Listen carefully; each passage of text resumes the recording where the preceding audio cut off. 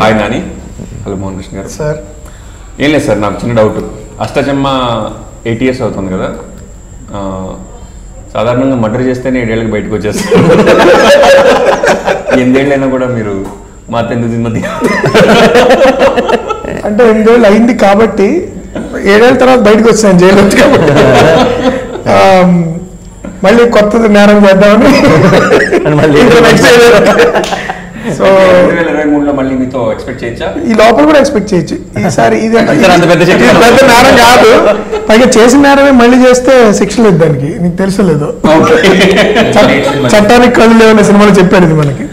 కాబట్టి అదే నేరం మళ్ళీ చేస్తే అసలు there is no law section.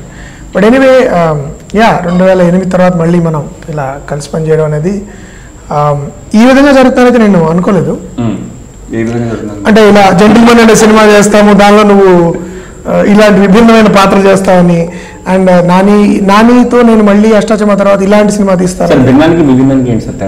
భిన్నం అంటే డిఫరెంట్, విభిన్నం అంటే కొంచెం వెరైటీ కాదు, దానికి మాట ఏమన్నా కొంచెం కొత్తదనం ఉండడం. భిన్నం అంటే జస్ట్ ఇప్పుడు నీ గడ్డ ఉంది, నా గడ్డ లేదు, అది భిన్నం. కానీ నువ్వు గడ్డలో విభిన్నంగా ఉన్నావు అనమాట. అది సో కాబట్టి ఒకే రోజు క్లారిటీ వచ్చేసి. బట్ అష్టాచెమ్మ ఇది కూడా విభిన్నమైన సినిమాలు. సో ఆ విధంగా మనం మళ్ళీ కలవడం నాకు చాలా బాగుంది. నాని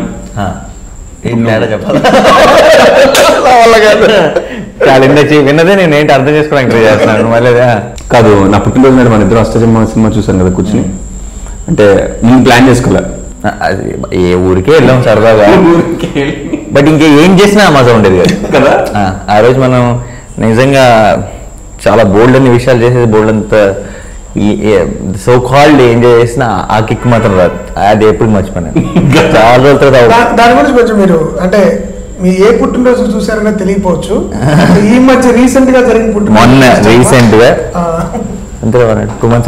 షూటింగ్ అయిపోయింది. ఆ రోజు అయిందా?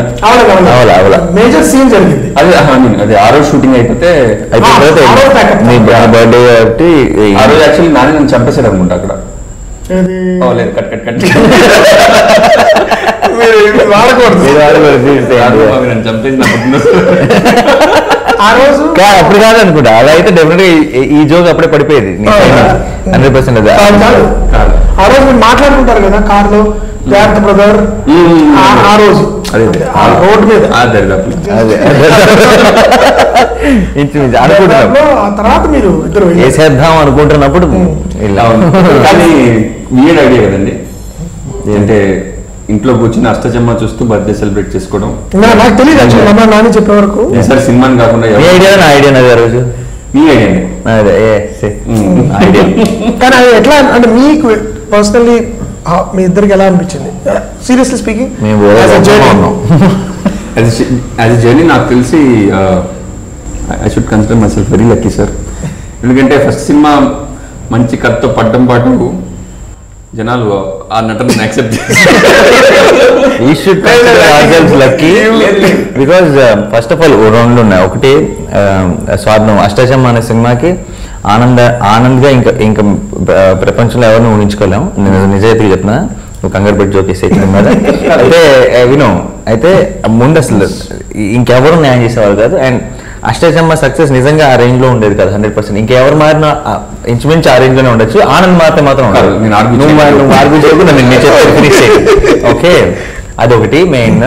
ఫస్ట్. రెండోది, దానివల్ల అసలు మొత్తం ఇండస్ట్రీకి బోల్డ్ మంచి జరిగింది. ఒక మంచి సెన్సిబుల్ బ్రహ్మాండమైన డైరెక్టర్ దొరికాడు.